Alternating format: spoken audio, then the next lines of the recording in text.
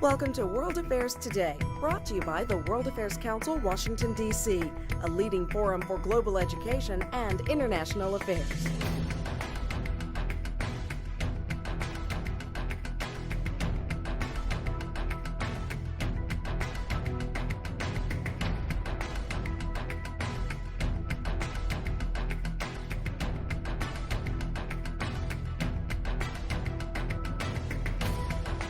Good evening. My name is Tony Cully Foster. I have the honor of being the President and CEO of the World Affairs Council, Washington, D.C. Welcome to you all.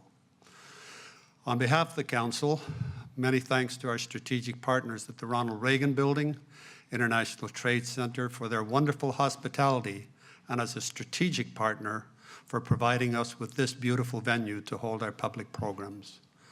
All of our public programs, there's normally 30 to 36 per year, are filmed for nationwide broadcast on television show, World Affairs Today, which airs at 3 p.m. on Sunday afternoons on MHC Network's Worldview channel. Our programs are also distributed globally on YouTube TV, Facebook, LinkedIn, Twitter, and other digital platforms. Tonight's event will discuss something that's near and dear to my heart. I am from Derry, Londonderry, Dwyer in Northern Ireland, and from a mixed marriage of Catholic and Protestant. My parents, both sides of the border, very active and involved for the last 35 years with the peace process and reconciliation in Northern Ireland and the border counties. Tonight's event will discuss how countries can recover from years of civil war or violence in order to rebuild a productive, peaceful, and mutually respectful society. Some background information. Violence and conflict have wreaked havoc on nations and societies throughout human history. This can take a variety of forms, from civil war, ethnic conflict, and invasion, to the use and abuse of power by the state upon its own citizens. These conflicts leave deep and lasting scars, physically and mentally, in both individuals and the larger society. According to the UN High Commission for Refugees, wars and persecution have driven more people from their homes now than at any time since the UNHCR records began, forcing 1 in every 113 people on the planet Earth to relocate to a new territory or country. No continent is currently free from the effects of conflict, with active conflicts in Honduras, Sudan, Ukraine, Armenia, Azerbaijan, Syria, Afghanistan, Myanmar, to name a few. There's no shortage of places where people suffer violence, polarization, or displacement. But although there are many conflicts, there are currently in the community of nations countries which have moved past active conflict and violence. Recent example, the agreement reached with the FARC last December in Colombia, the Good Friday Agreement in Northern Ireland, Rwanda, Cambodia, Sri Lanka, and South Africa are all examples of how a path to peace, regional stability, and a better tomorrow is possible. War is easy, peace is hard. And in its recommendation for building peace, the United Nations notes that national ownership, national capacity, and common strategy are important factors to a successful process. I believe that peace comes when communities from the bottom up work with political powers to bring the basis for an enduring and lasting peace. National ownership. The citizens and governments must accept responsibility for conflict in order for the process to be successful. National capacity. The development of the nation's capacity for peace must be developed as quickly as possible to the point where international assistance is no longer required. Common strategy. Common strategy with clear priorities agreed upon by all actors must be implemented so that the international community can allocate resources. We're very fortunate tonight to have two people whom I hold in high esteem with us to discuss in depth from their personal experiences how each of us as citizens can help others to come to terms with peace, conflict resolution for a long-term resolution to things that divide people in communities. Our guest of honor has flown how far to get here tonight? On a British passport. Wow. Because he's on the banned list, I understand. For that was put into effect a little while ago. But His Excellency Lukman Faily is a friend of the World Affairs Council. He is a person of courage and conviction, a man of character, been a high-profile spokesman for the Iraqi government for over 20 years. Recently, the ambassador of Iraq to the United States from May 2013 until June 2016. Previously, he served as Iraq's ambassador to Japan from June 2010 to May 2013. The ambassador has lived in the United Kingdom, or more accurately, in Manchester, for 20 years and was an active leader in the Iraqi diaspora. While living in the United Kingdom, Ambassador Faily also served as a trustee of several Iraqi NGOs, along with holding management and leadership roles in the British affiliates of 2 American companies. Ambassador Faily has been an advocate of democracy, dialogue, and rule of law in Iraq, along with being a vocal opponent of Saddam Hussein's dictatorship. Ambassador holds a degree in mathematics, computer science from Manchester Metropolitan University, as well as an MBA in technology management. He also earned a postgraduate degree in computing from Commerce and Industry. And now, Mr. Dan Grant, a good Irishman. We are also honored to welcome Dan as our discussant for this evening. He is one of the hallmarks of success for a man. He's got a mustache. Dan Grant is known as an expert in post-conflict and stabilization operations. Recently, he was the Deputy Assistant to the Administrator in the Office of Afghanistan and Pakistan Affairs at USAID. During his time at USAID, he supervised a multi-billion-dollar portfolio that focused on stabilization, energy, and economic development. Before his time at USAID, he was an international affairs consultant for the U.S. State and Defense Departments, the U.S. Naval Postgraduate School, and NATO. Dan has considerable field experience in many post-conflict areas like Iraq, Afghanistan, Kosovo, and Bosnia. He's a graduate of the London School of Economics Graduate School, along with the Georgetown University School of Foreign Service. Please join me in welcoming Ambassador Faily and Dan Grant to the World Affairs Council Washington, D.C.'s podium as part of our Distinguished Speaker Series.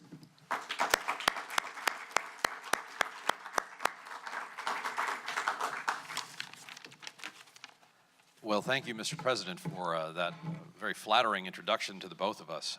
I didn't come as far as Manchester. I made it from Chevy Chase, which is treacherous after 5 on a weekday coming on Connecticut. But I wanted to thank you all for giving us this opportunity to discuss an issue that gets overlooked in a great deal of the traffic of discussion of war, but what to do to make it stop and how to make it stick once peace starts. And so I couldn't be happier by having somebody who's been in the teeth of it and can discuss things at length. Before we get into any deeper questions, I wanted to know if you happen to have any points you'd like to make for the audience about post-conflict generally, how your experience as ambassador here featured into that, and what you've drawn from your experience as the chief diplomat for the Iraqi state here going forward, please. Key issues with conflicts is the ramification on the society and how does it want to get out of that problem it goes in? Before I do that, let me thank you, Tony, and thank the World Affairs Council for inviting me again here. I must have done a good job the first time to come over here. But the key question is, what's the attitude you have in reflecting on the conflict personally and on other societies? When I came here in the United States, let me give you an example. As a diplomat, what is the success criteria for a diplomat do you put to yourself in saying, I've done a good job, or I will do a good job? What are the criteria? And the U.S. role in working with Iraq when I came here in in May 2013. I put only one objective, and that is for the American not to view Iraq as they did with Vietnam, which is that there is a closure and it's a bad chapter. We need to keep away from Iraq.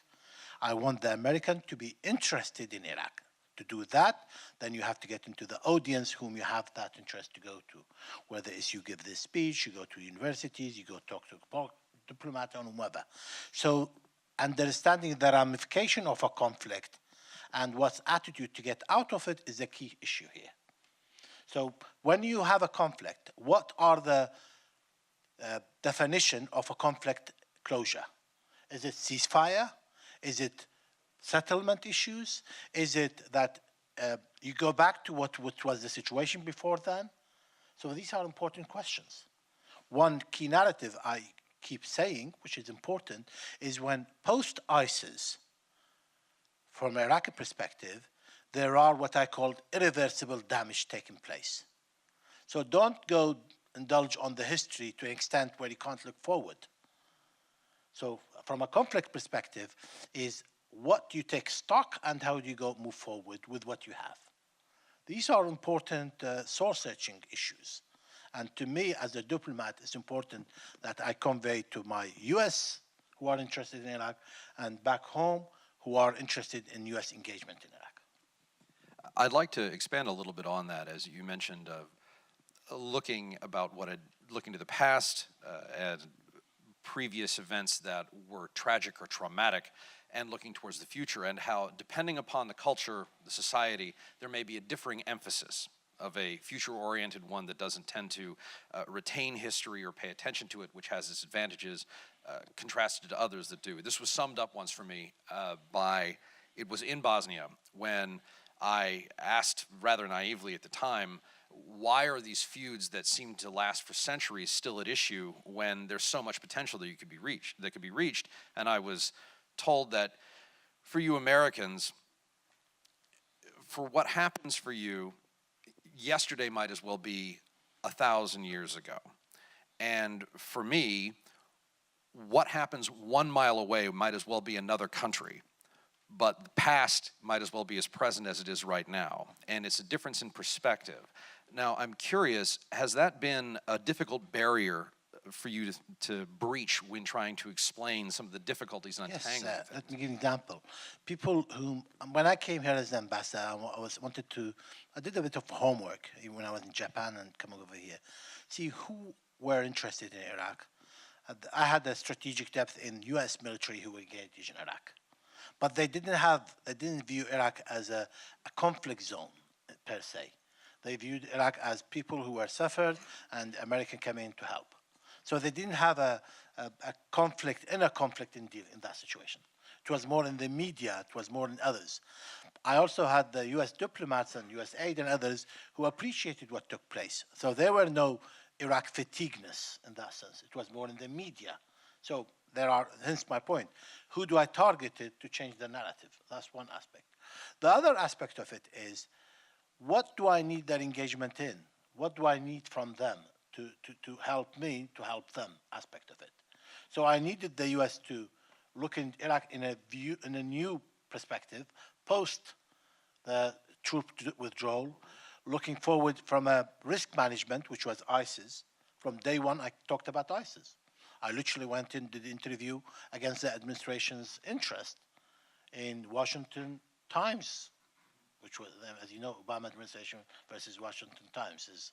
So it wasn't the right, and saying that this ISIS is taken on, we need help. So it was going outside your comfort zone as a diplomat because your nation needed that aspect of it. So there are courage and there are what you might call risks has to be taken to get some level of addressing these issues. Very specifically, in your judgment, and I want to be careful that we don't drill too deeply into Iraq as an example, because this is a global let's talk about phenomenon. Yeah, sure. But with this in mind, based on your specific understanding, what do you think is the single most important factor as Daesh, as ISIS, is driven out and the reestablishment of government authority? What is the most critical factor that must be implemented in order to ensure stability there? Going back to my first point and in answering that, what has taken place with ISIS 3 years ago versus now is communities 3 years ago were blaming others for all the problems. Now they're saying that we need each other. So we need other communities. But still, you did your mistake, emphasis on you to fix the issue, rather than I am part of the problem and I need to be part of the solution. So there is what you might call soul searching going on. That's not an easy task because you need to create a culture of self-reflection. That's pride. That goes into your pride. So that's not an easy task. These are all conflict issues, by the way. They are soft issues. It's not just putting a building or wherever.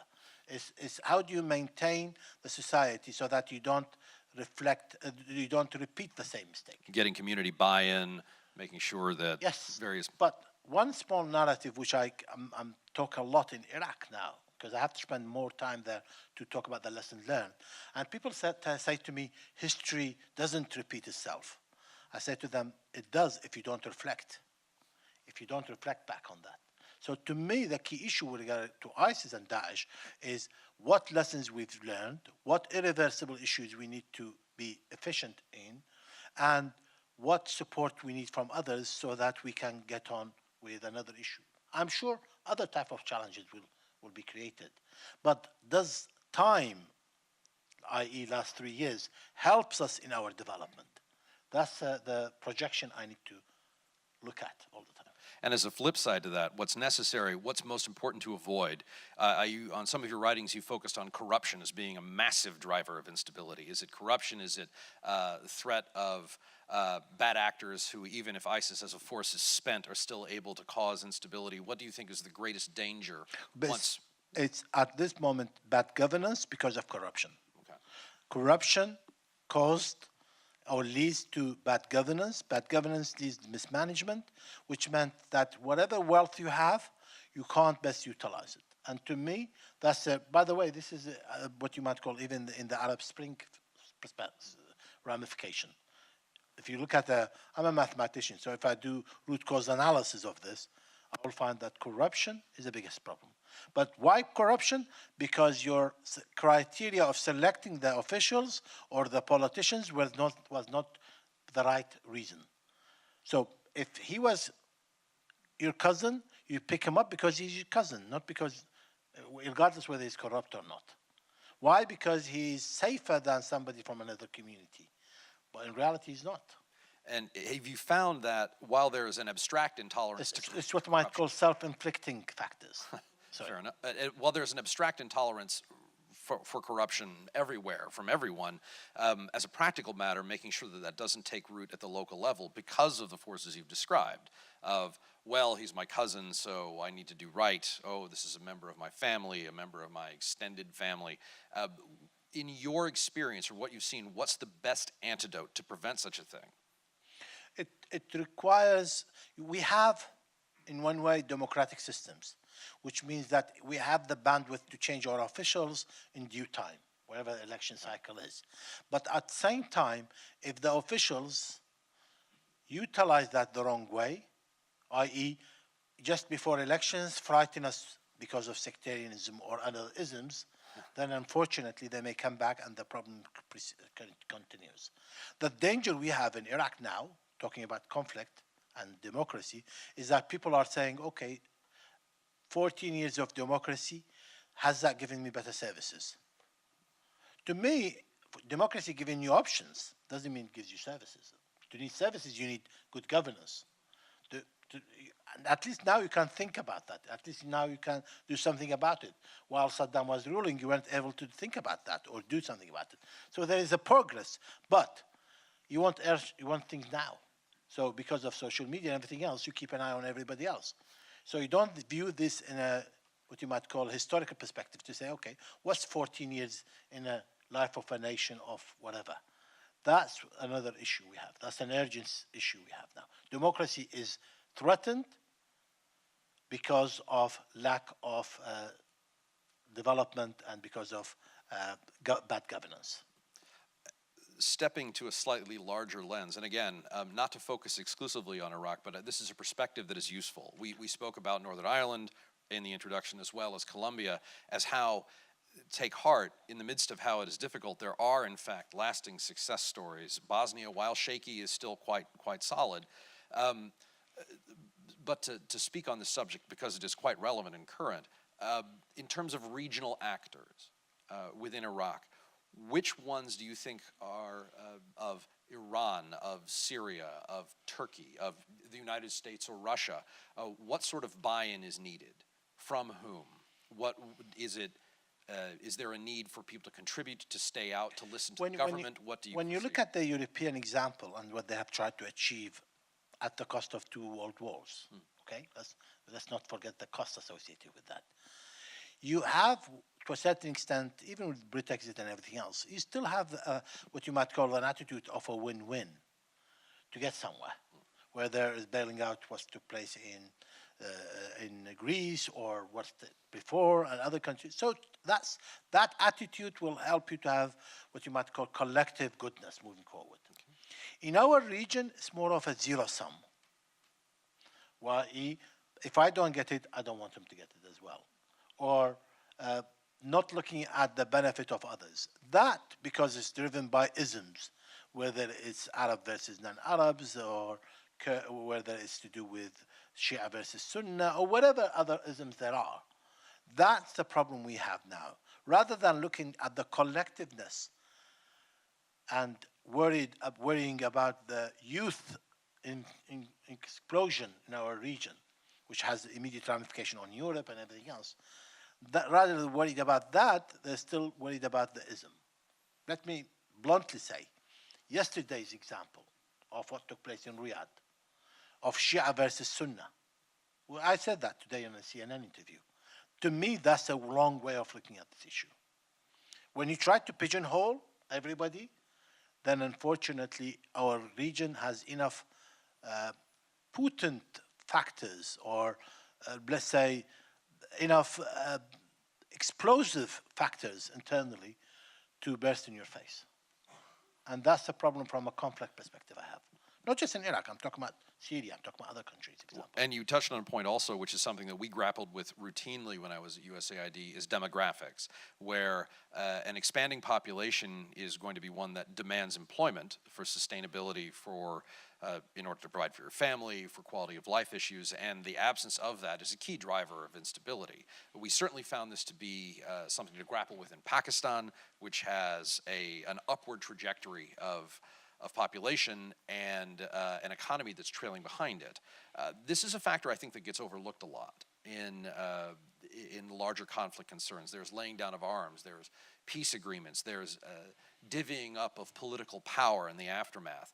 But the larger underlying elements of an economy that gives support to all people involved is a critical element, because without it, you come back into the same problems of haves and have-nots. We have a problem prior to that, which is not the economy, but the culture for entrepreneurship.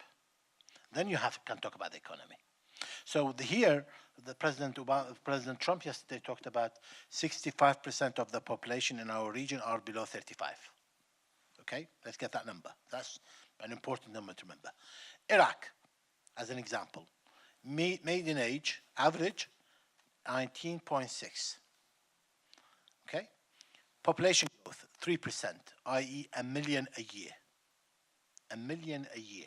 That's a new city you have to develop every year. That takes away from any economical development you have, regardless of how efficient you are. So time is not with you, that aspect of it.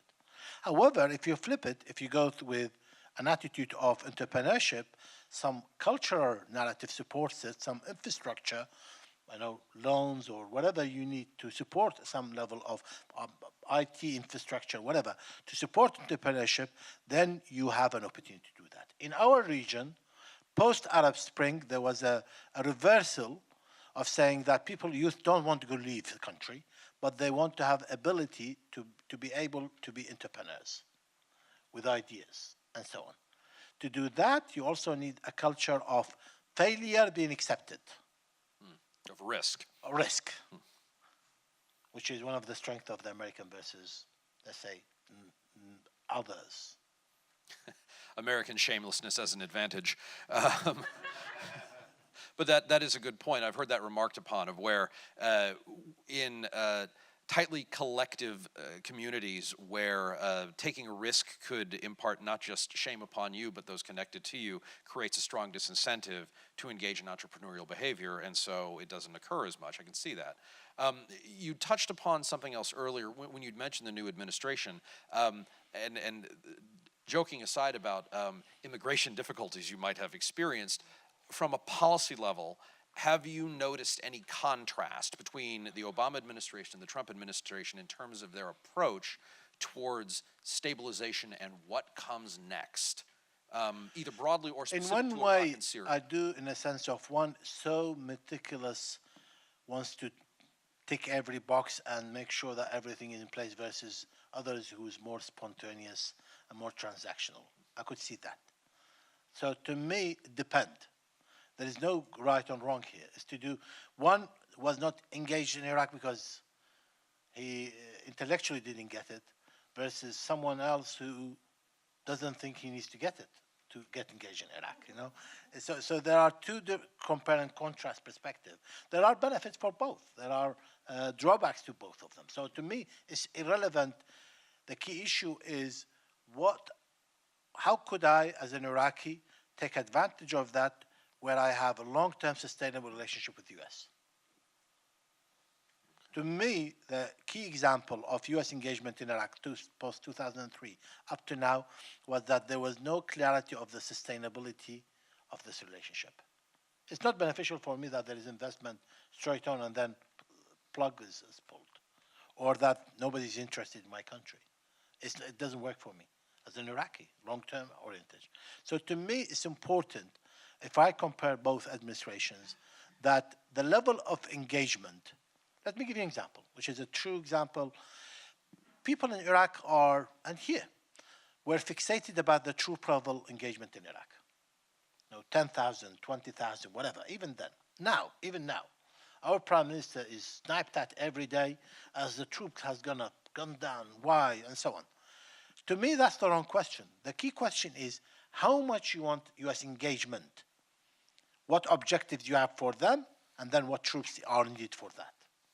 If you need a long-term partnership to deal with ISIS, that's one side.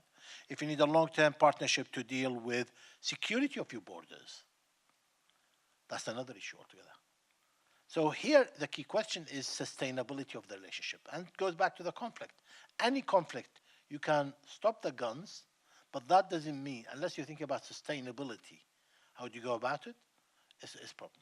The U.S. side, as well, another problem from a U.S. perspective, is change of personnel so much also doesn't give you an in-depth understanding, and therefore your conflict management becomes more transactional rather than strategic.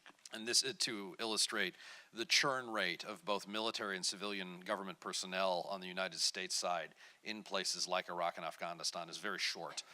Depending upon who you are, it could be as short as 6 months and perhaps a maximum of 2 years, but that's outside the norm. The average tends to be 9 months to a year, which in terms of development of interpersonal relationships, familiarity with the political landscape of how things are unfolding in process and which way to push, by the time one gets a sense and where to be of the most use, you're on a plane flying back home again.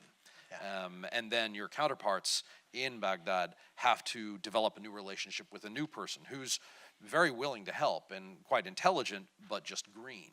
And that's a difficult problem. From a conflict as well, He wants to build trust with you. Yes. He wants to understand you, not your position, not your email, but you. So if you're not there, he doesn't even understand the concept of a virtual person. To step to next door, because it's the conflict involving ISIS tends to be accumulated to a single conflict, and it's overlooked that it's effectively occurring across two states with multiple ones all involved, with Iraq and Syria. You have, Libya, you have Europe, you have... Yes, it's, and it's other the franchise. contributors. It's more a franchise. franchise. But as Western Iraq becomes increasingly pacified to the point to where ISIS will no longer be effectively, and it is certainly not an administering state of any sort, the conflict remains in Syria. From an outsider's perspective, but one with regional experience, what in your judgment is the likely next step for a peaceable solution to be reached in Syria? Are there hard truths that must be reached, do you think? No, I don't think, to be honest, I think if you try to compare Iraq and Syria, I think it's unwinnable because there's so much difference. Although they have similar threat in a sense of terrorism or instability or polarization or intolerance, whatever factors leads into this. But if you talk about the solutions, they're totally different. Well, exactly In a sense of, we are at the end of the tunnel. We've been through that painful process. Syria is just getting into the tunnel. Mm-hmm. So to me, that's a clear, and how long is the tunnel? That's another question to be asked as well. So to me, it's much more complicated for a number of reasons. One is in Iraq, you can resolve issues, primarily if it's tribal-oriented, by paying. It's a rich country, it has resources. In Syria, you don't have that aspect. From a risk perspective, from a conflict management perspective, you can't, it's harder for you to have transactions to reduce the tension in Syria as a result of that. In addition to the geopolitical, in addition to non-democratic, and other factors as well. So I don't think it's worthy of comparing and contrasting. I think it's easier to compare Syria with other examples rather than with Iraq. Oh, yes.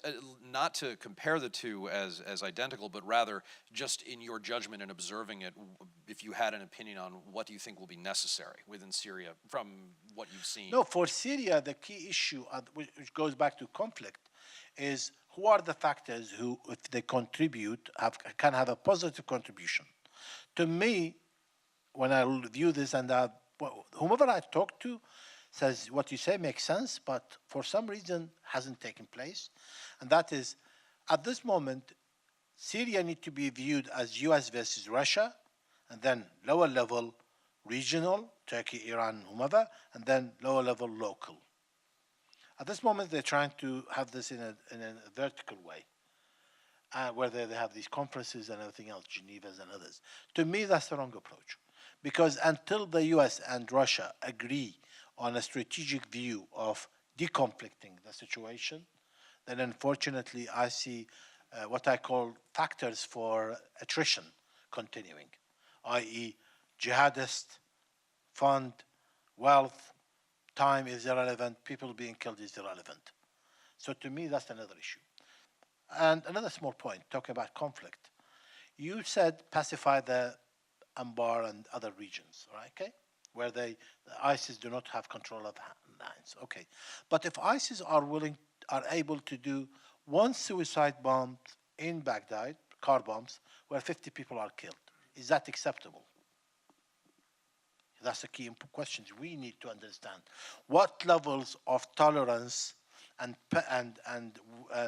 violence are we willing to accommodate with.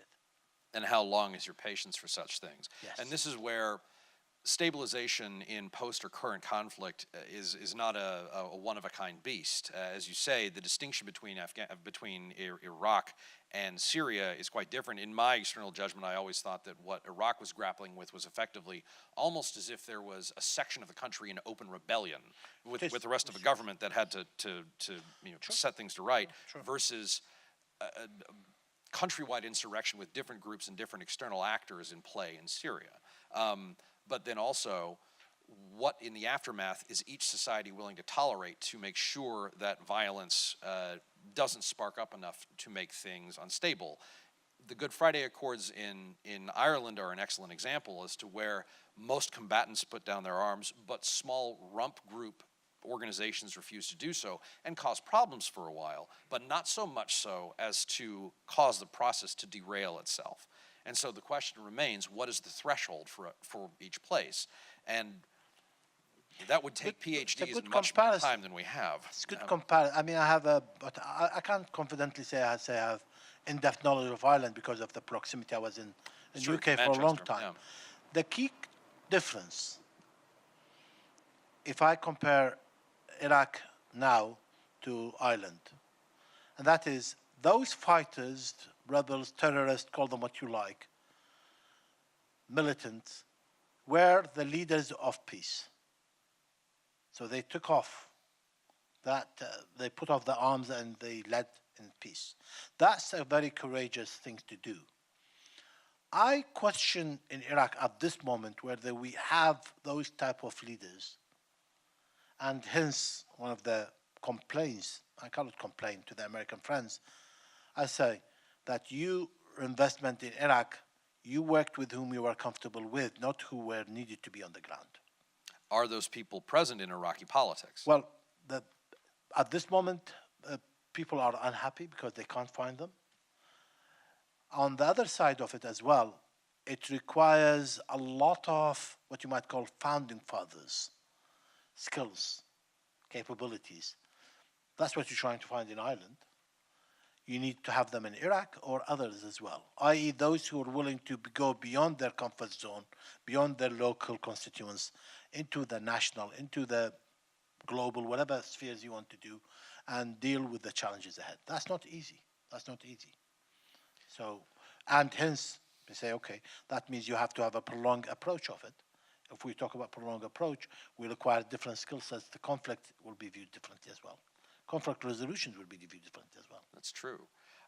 We're at the point where I believe we are to start taking questions from the audience.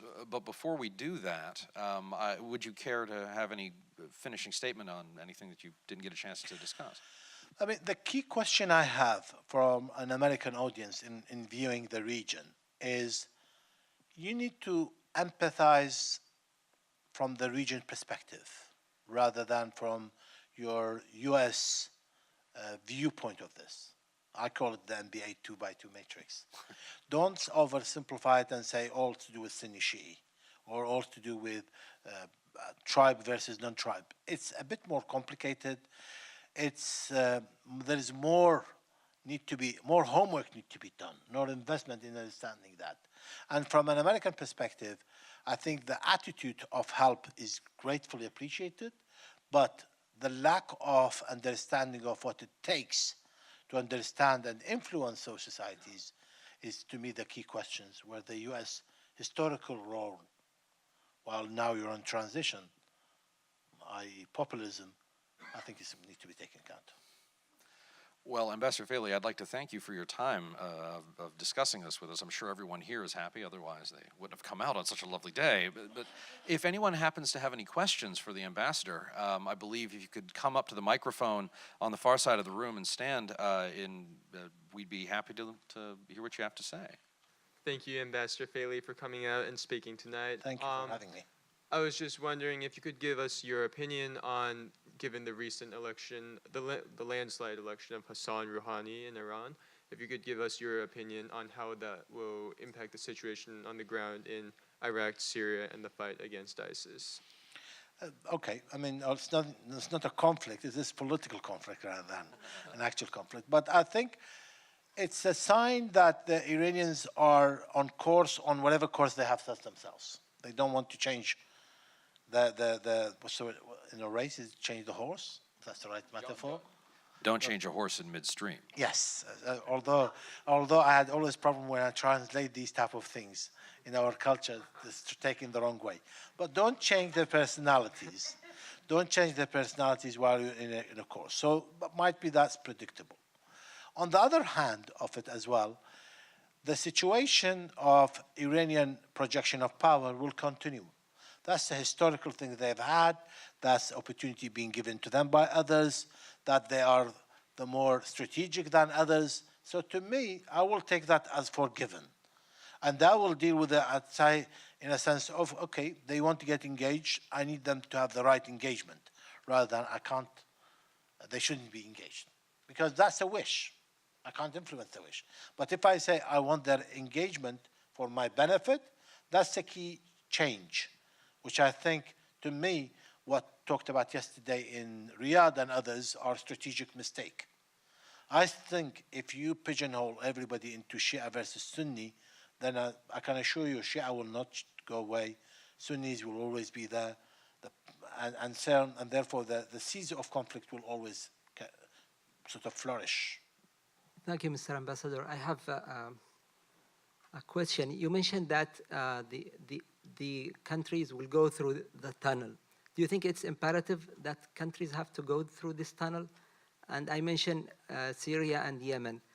And I thank you for mentioning that the conflicts are oversimplified by talking about Sunni and Shia or differences within the country, while we ignore regional and international involvement in these conflicts, because they are actually the main driver, as I see them. If you could comment on that. If societies do not reflect back, and if societies do not empathize with others, then unfortunately the likelihood of us learning from other mistakes will become very few.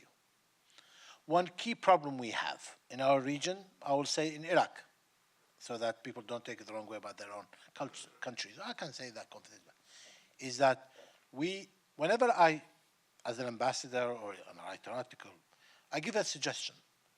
They say, no, we are Iraqis, we are unique.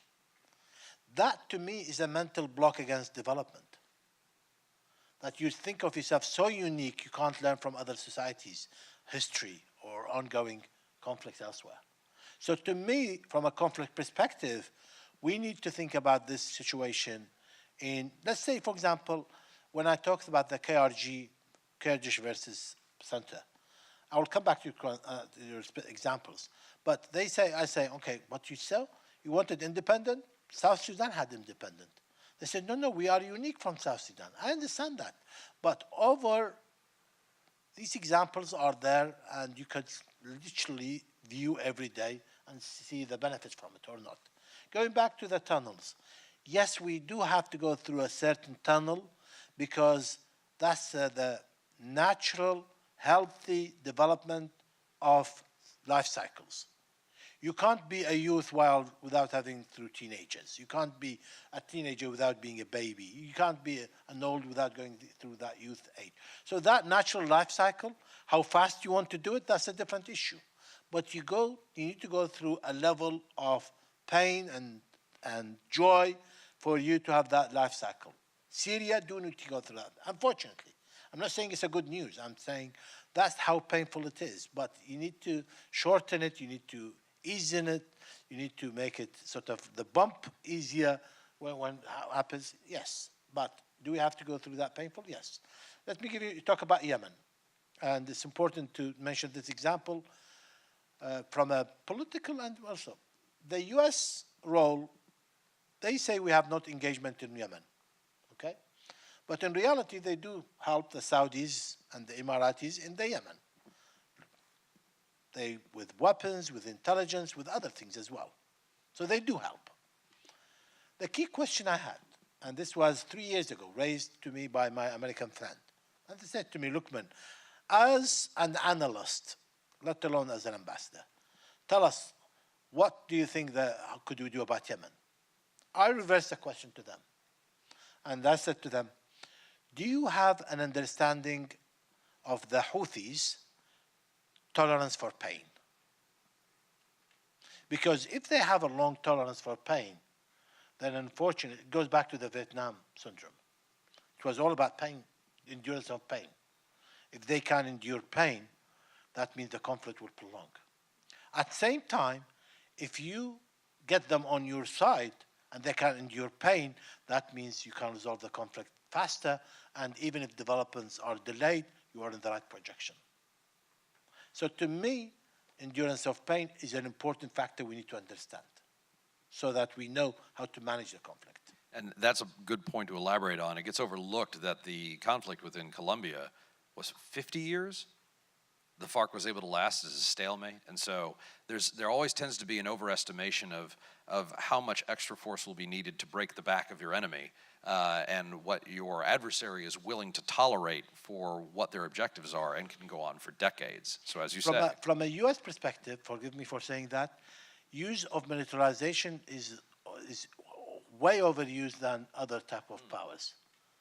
And to me, that's a strategic issues need to be resolved in how U.S. wants to help other societies. Or, let me reverse it, overspending from a USAID perspective, although you may say you never get enough money, but overspending from a... We had too much money?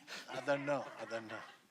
This is depending on the objectives, whether it's not or not. So, but overspending from a U.S. perspective might also does not help the situation.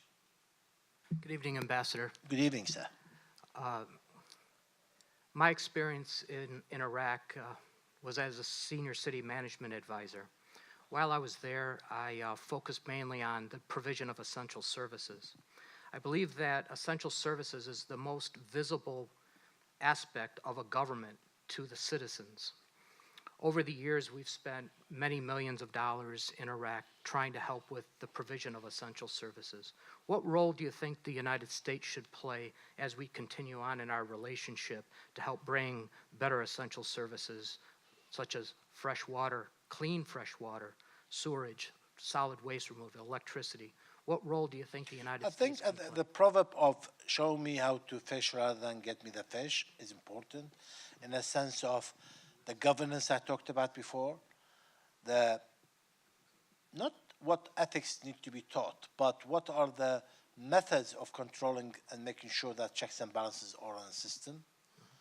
So to me, that's an important aspect of it. Also, from a U.S. engagement, you have a tremendous amount of examples elsewhere, but it needs to be conveyed in the right manner, i.e. understanding the culture, customizing it accordingly, rather than having a set defined of boxes and say everybody has to go through that process. Let me give you an example. In our society, because of dictatorship, I wrote a paper on this, on social harmony. It's worthy of reading it. It talks about the ramification of social dictatorship on societies. People disassociate with the state because of dictatorship. People become more self-centered and egocentric and so on. The key question I had there was, if you want these societies to engage in their development, they need to have a stake that this development is for them, not for officials, or that the state is their own. They are part of the state. And that requires a lot of mindset change, rather than the state is there to provide you as a service, or the threat is there is to threaten you with taking a service away from you. So here, lower level, as Tony talked about, from bottom up, is important. For top down, you need to also have the right environment and promoting the right culture. Thank you for coming out tonight. You mentioned that you were ambassador to the U.S. Your goal was to help Americans see that Iraq wasn't like Vietnam. And so I'm looking at Afghanistan and Iraq. Does it make sense, by the way? Oh, it does, Such an yes. objective? Yeah. Or am I too... No, seriously, I mean that. I think it does. So I look at Afghanistan. We've been there for 16 years or so. Iraq, we're sending more personnel there ever since the pullout in 2011. What do you guys think? What do you look for, or what is expected for us to come to a point, in Iraq and Afghanistan where we can pull out with confidence and feel like we've come to a post-conflict stabilization stage? I used to do program management before I became an ambassador. And I always knew about this project parameters of cost, time, and scope. To me, any engagement in conflict management from a US or others need to understand what's the scope of what you're trying to do. Is it just providing services? Is it the guns and bullets stops and so on? Or is it development or nation building or whatever names you want to give them? So it's to do with the scale of the projects you want to do, and therefore the resources for it. The American, by your structure, by your management styles, by your whatever other aspect of it, you don't view this in a long view. It's not a long view. I mean, the British are better in that sense. They take history into account. You guys are eager to help, too eager to help. No, I mean that, seriously. Your generosity is overwhelming and sometimes to your disadvantage. And that's what I think need to. It doesn't mean you need to switch off, by the way, and the wall put forward. No, I don't. On the contrary, that's the last thing you should do. But it needs to be managed better, and you need to have the right partners. So to me, whether it's 10 years or 15 years engagement, it's what's the scope? What was your scope? Do you expect these societies? And by the way, comparing and contrasting Afghanistan to Iraq is the last thing you should do. One is totally tribal, it's too different, the geography is different. I mean, totally different. I mean, Iraq is a cradle of not just civilizations, it's a crossroad. Afghanistan was not in that sense. It has its own uniqueness. It's totally different. And to me, so it's important to understand the scope of what you're trying to achieve. Then you put a timeline and everything else. If you guys want to change societies, that's a long-term investment. Seriously, it's a long-term investment.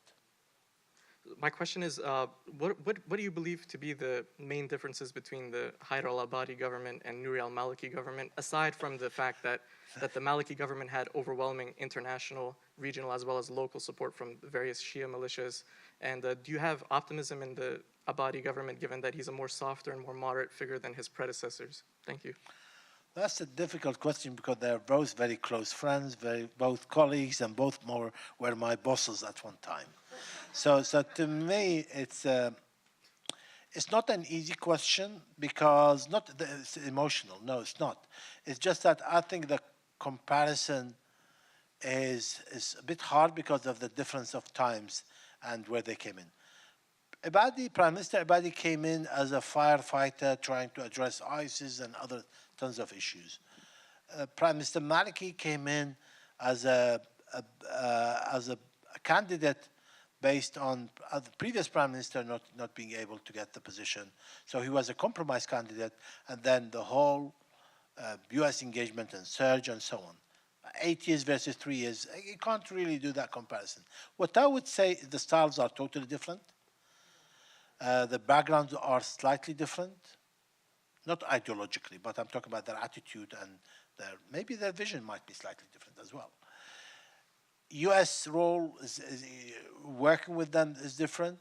To me, I would like to take the personalities out of the formula, because A, we are democratic. That means you have the ability and the systems and life cycle itself allows you have to have change of person. U.S. engagement in Iraq needs to be a long-term, people-to-people relationship. It can't be a government-to-government or prime minister versus president or vice president, as it was with Maliki and Vice President Biden. Because, but just for information, President Obama did not own the Iraqi case apart from 3 months or so, which was after ISIS for a few months only. The rest was with Vice President Biden. So he was a point man or whatever. So to me, both have strength in different skills, I know for a fact. Both have weaknesses in different skills also. From a US perspective as well, villainizing one person, I think is the wrong approach. No one is a savior, no one is a villain. I think it's the wrong view, specifically in a complicated world. I think it's a totally wrong approach for it. In a complicated world, officials change. Conflicts do have, I mean, it's fascinating to view conflicts as effects on personalities engaged in it. How much they change, how much do events change as well. I believe this will be the last question of the evening. Sir. Hi. Thank you for coming out tonight, Ambassador. Just wanted to touch on sort of, you talked a lot about the tunnels this evening and then how Iraq is near the end of their tunnel and Syria is sort of at the beginning of their tunnel. In relation to ISIS, we will go into another type of tunnel, just to be specific. No, seriously. So talk about life cycle or evolution of conflicts. We will go into another type of tunnel. But in relation to ISIS, we're at the end of that tunnel. And these tunnels seem sort of like your process in your mind for conflict resolution and for peace building. What have you learned as the ambassador and in being just part of the Iraqi diaspora? What have you learned that you think that you could say to other nations, societies, countries that are going through similar conflicts, and what would be your advice to them, and how can they make it through their tunnel? And you described the tunnels being different lengths. So like what would you recommend to make it through their tunnel? And you also said it was going to be very hard. This afternoon I had a meeting with one of my neighboring countries who are going through similar questions. And they asked me a question. And I said to them, the key question is, do you have to have an attitude of a marathon or a sprint? Each requires different physique, different abilities, different attitude, and inputs are different. So your attitude to view this, and one of them, nice young gentleman works in Washington, he said, I need to know what to do. I said, you might be a small part of the jigsaw. Don't expect you to be the whole jigsaw. So you need to play your part, and you need to make sure that you will hand over this issue to your successor and keep the American interested in your case. That's maybe the whole thing you can do. So from a conflict perspective, some of the conflicts we have deep-rooted issues in history. And I wouldn't say thousands of years. I don't think so, because otherwise how could we coexist for so long? It's not like that. I know humans have the ability to have the worst things and the best things. But even same within generation. I mean, I've seen that. You could see it now even. So to that effect, I think it's important that you know the attitude you need for the journey. And what is the objective of the journey? If you have a utopian view of things, then unfortunately you will have conflict all the time. You need to be how realistic you view this as well. Ambassador Dan, thank you so much on behalf of the Council for sharing your time with us this evening. Please join me in thanking them. Thank you for allowing me. Thank you. Thank you for joining us for World Affairs Today, a production of the World Affairs Council, Washington, D.C.